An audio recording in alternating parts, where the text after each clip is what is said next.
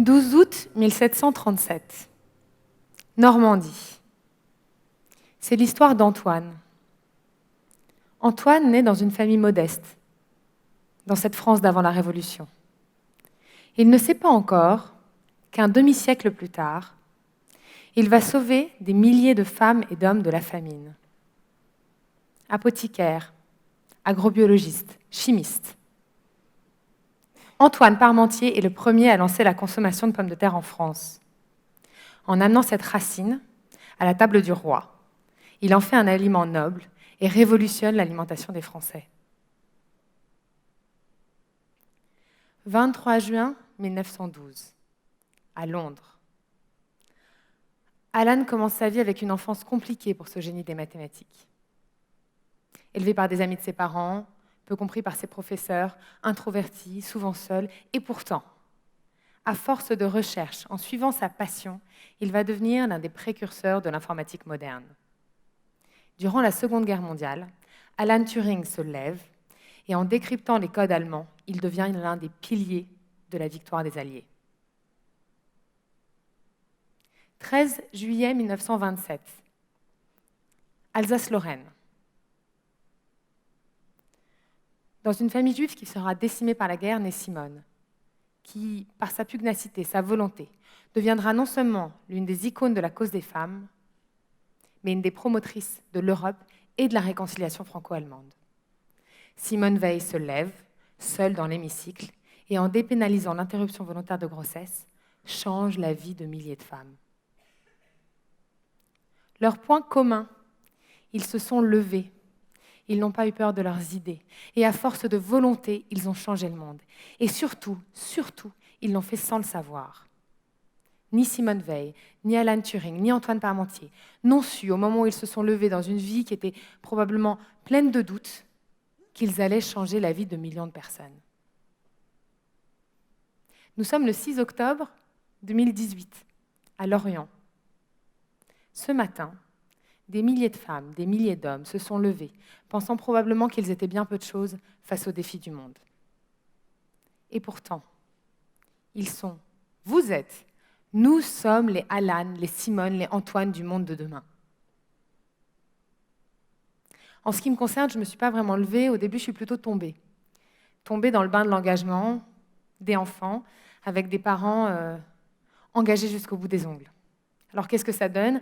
Ils m'ont transmis toute petite une vision de l'état du monde et aussi un sentiment de responsabilité. Moi qui suis née et qui vis en France parmi les plus chanceux des plus chanceux. Ils m'ont aussi donné cette conviction que le pouvoir de changer les choses, de changer le monde, nous appartient. Et cette conviction, je l'ai gardée profondément ancrée. Mais au fil des années, j'ai grandi et j'ai compris que quelque chose avait fondamentalement changé. Les bouleversements sont trop grands. Les enjeux sont immenses. Les changements trop rapides. On ne peut plus se lever seul. Il faut le faire massivement. Il faut le faire à plusieurs. Et d'ailleurs, les faits parlent d'eux-mêmes. Les inégalités. Elles n'ont cessé d'augmenter. Depuis 2016, le patrimoine cumulé des 1% les plus riches dépasse au niveau mondial celui des 99% restants. Il y a 4,7 milliards d'individus qui vivent avec moins de 10 $ par jour. 4,7 milliards. Les démocraties reculent dans de nombreux pays, les droits des femmes aussi, et les réfugiés, qui sont, vous le savez, pour 2/3 climatiques, seront 250 millions, soit 5 fois plus qu'aujourd'hui, en 2050. Et nos ressources, elles s'épuisent. On est 7,5 milliards sur une planète finie, avec des modes de production, de consommation, de gestion des déchets qui sont antinomiques avec cette croissance. Un chiffre, un fait. Les réserves d'eau douce ont diminué de moitié par habitant depuis 1960.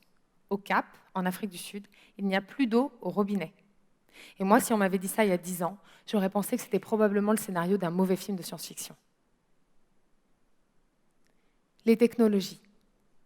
Elles questionnent sans cesse notre place d'homme dans le travail, face à la nature. Bref, des bouleversements, des inégalités, des ressources qui s'épuisent, des technologies qui nous challengent. Tout est bouleversé. Alors qu'est-ce qu'on fait ?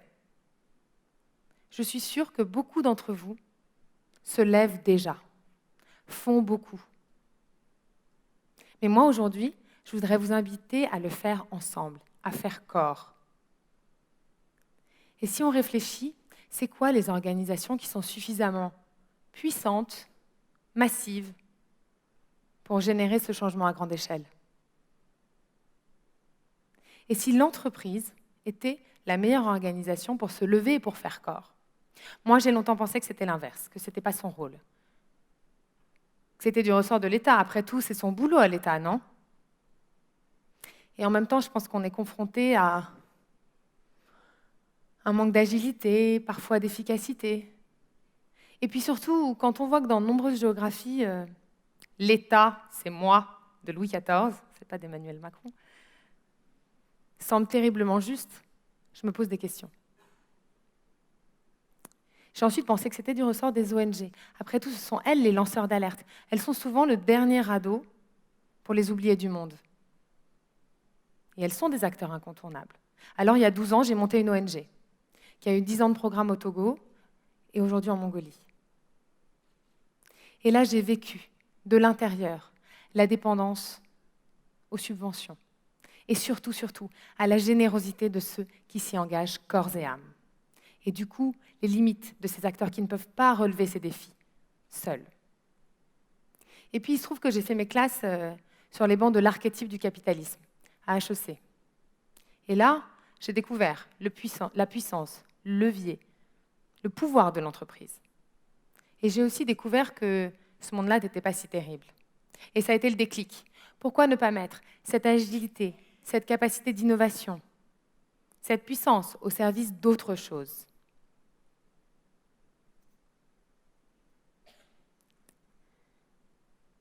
L'entreprise, meilleure organisation humaine pour se lever et faire corps. J'en vois dans la salle, même dans la pénombre, qui se disent « l'entreprise ». Sérieusement. L'entreprise, le symbole de l'exploitation de l'homme par l'homme, hier par le travail à la machine, aujourd'hui par l'ubérisation. L'entreprise, qui nous pousse à la surconsommation, qui exploite notre ressource. L'entreprise, qui inonde nos océans de plastique.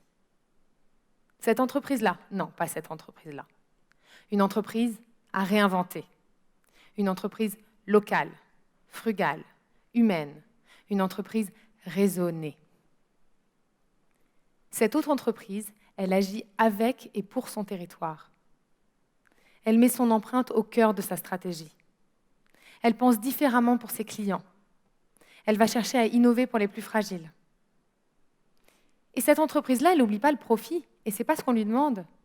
Parce que finalement, ça reste le gage de l'efficacité, de l'innovation, de l'effet d'échelle. Mais elle le met au service d'autre chose, au service de quelque chose de plus grand.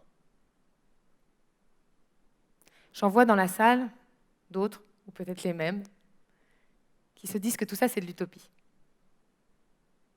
Moi, je ne crois pas que ce soit ça, l'utopie. Et d'ailleurs, Emmanuel Faber, vous savez, le patron de Danone, alors lui, il veut faire passer son entreprise d'un vendeur de yaourt à un acteur de l'alimentation durable pour tous. Et bien, Emmanuel Faber, il a dit cette phrase qui m'a parlé. Il dit « L'économie sans le social, c'est de la barbarie. Mais le social sans l'économie, c'est de l'utopie. »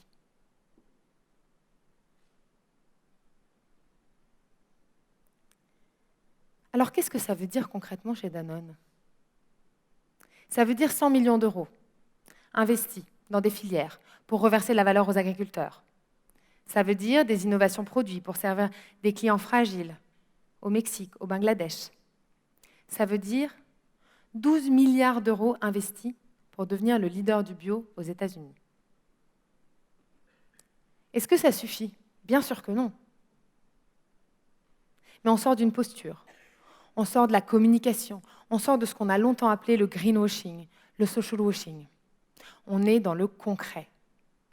Et à ce titre, je ne sais pas si vous avez suivi ça hier, mais à l'Assemblée a été voté un amendement pour créer un nouveau statut d'entreprise, celui d'entreprise à mission. Cette loi, la loi Pacte, va nous aider à aller dans ce sens-là. 21 octobre 1968, en Aquitaine, Laurence, une autre, Née dans une famille où on fait de la politique depuis la Révolution française. Et pour elle, le changement de société ne passera que par l'État ou par la société civile. Alors cette Laurence, elle a été chercheuse, elle a œuvré en ministère, elle a été conseillère en diversité, journaliste. Et au cours de ce parcours, pourtant, elle a acquis la conviction que c'est l'entreprise qui serait un des plus puissants leviers de résolution de nos défis sociétaux.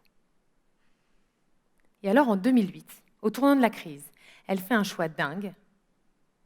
Sans aucun bagage financier, elle va lancer le premier fonds d'investissement d'Impact Investing. Un fonds d'investissement qui va chercher à avoir de la rentabilité financière, mais aussi et surtout un impact positif, bien sûr, sur la planète et sur les hommes. Laurence Meignery se lève pour une finance raisonnée. 12 mai 1983, Toulouse. Jean commence sa vie sur les bancs des grandes écoles et sa carrière dans les hautes sphères de la finance. Et à 30 ans, il lâche tout ça pour aller voir ce qu'il y a de bon dans la grande distribution et le mettre au service de nos poubelles. Et il va collecter chaque jour 50 tonnes de denrées qui seraient gaspillées, incinérées, qui finiraient dans nos campagnes, qui finiraient dans nos rivières, pour les redistribuer, les revaloriser, les transformer dans le cercle de l'économie circulaire. Jean Moreau et ses 100 collègues de Phoenix se lèvent pour une économie sans déchets. Mais pour que tout ça devienne massif, pour que tout ça nous permette vraiment de faire corps, vous serez d'accord avec moi, il va falloir qu'on aille encore plus loin. Il va falloir qu'on change de regard. Il va falloir qu'on détricote la manière dont on voit l'entreprise depuis des décennies. Il va falloir qu'on innove. Parce que servir un client fragile, pauvre, isolé, sans abîmer la planète, et en étant rentable, si c'était simple, ça se saurait. Il y a quelques années, j'ai décidé de me lever, moi aussi. J'ai quitté le monde du conseil pour rentrer dans celui de l'entrepreneuriat social et accompagner, soutenir ces projets d'entreprise différents. Et puis, il y a 2 ans, j'ai sauté dans le grand bain, celui de l'entrepreneuriat moi-même, et j'ai monté ma start-up. Avec comme objectif quoi ? Transmettre cette conviction. Et accompagner tous ceux qui, dans les entreprises, veulent changer le monde, mais manquent de clés pour s'approprier ces nouveaux modèles, pour qu'eux aussi, demain, se lèvent.